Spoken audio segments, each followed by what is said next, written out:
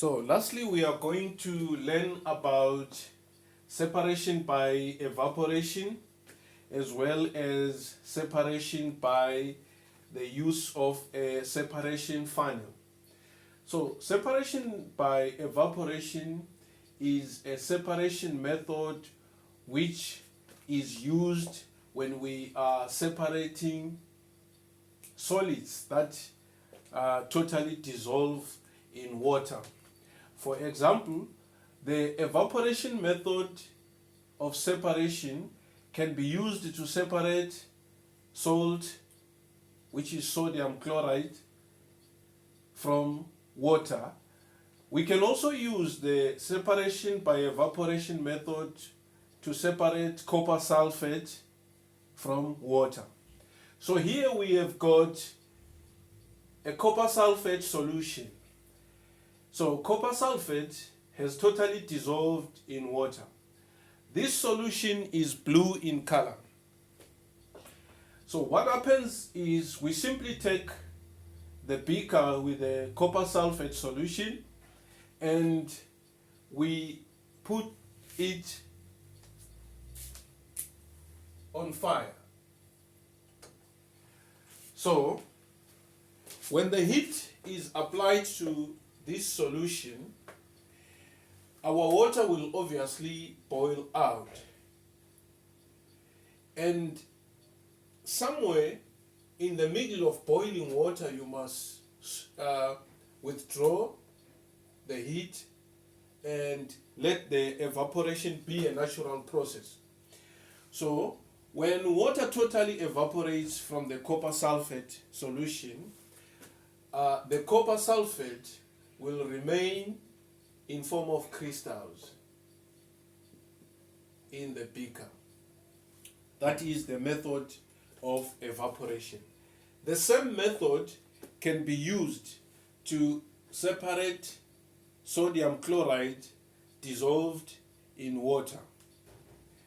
But in this method, what you must understand, when you have got two options of separating sodium chloride from water, you can either use the evaporation method or use the distillation method. The advantages that the distillation method has over evaporation in separating sodium chloride from water is that in the distillation method, the two components, you still retain them. You will collect your water in this beaker while you remain with your sodium chloride in this apparatus. But if you choose to use the evaporation method, which is this simple, by simply burning out the water, by simply boiling out the water and remaining with the sodium chloride, you must know that you will lose the water. So distillation becomes the obvious and the most appropriate method if we want to purify water for the purpose of consumption. So in countries like Saudi Arabia, where they receive very little rain after a very long time, they actually distill seawater and separate the water from the salt in the sea. So this method, you retain the two components, whereas in this method, one of the components you lose them and you only remain with the component that was in solid form. So those are the differences that you must understand between the evaporation method and the distillation method. Now, the last separation method that we are going to talk about is separation by using a separating funnel.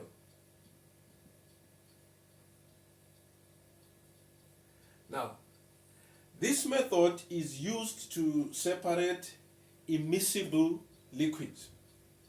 So immiscible liquids are liquids that mix without dissolving in each other. A good example is when you mix oil and water. When you mix oil and water and you vigorously stir the two will mix but they will not dissolve into each other. When you look at the solution, or when you look at the mixture, we cannot call it a solution, we will call it a mixture. When you look at the mixture, you are able to tell that there is a mixture of more than one substance by the use of a naked eye. But they are also miscible liquids, liquids that totally dissolve into each other, like the mixture of ethanol and water. By looking at it using the naked eye, you are not able to tell that this solution has got more than one mixture or has got more than one substance mixed in it. So the ethanol and water solution can be given the name miscible liquid.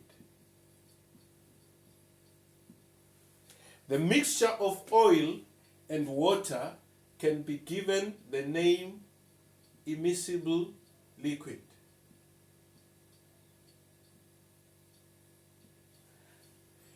So one of the properties of immiscible liquids is that they have got different densities. So that is the property that we take advantage of in separating them. So what happens is, this separation funnel, we take it and through here we pour the mixture. We pour the mixture of the immiscible liquid. So this is a closing valve. This is a closing valve.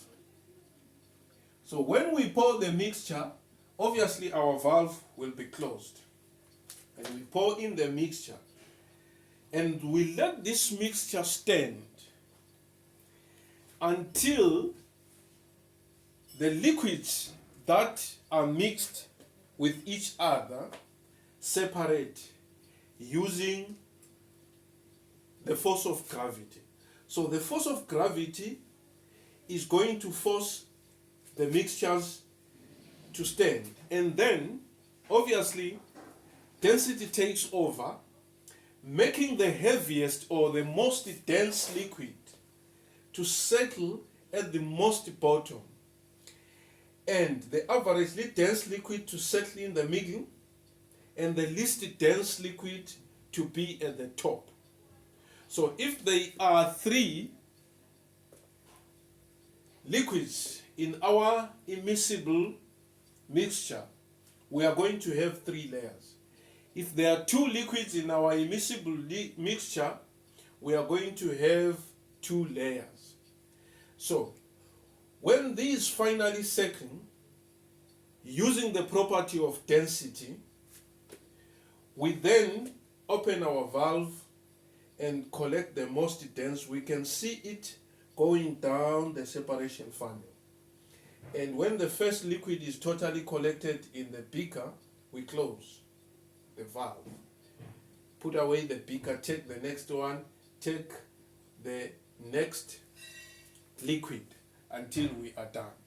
So these are the separation methods that can be used in separating our mixtures. Of most importance, you must know the properties of the substances that are mixed together in order to choose the most appropriate separation method.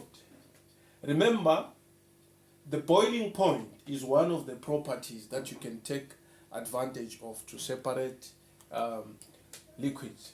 You can also take advantage of the differences in densities.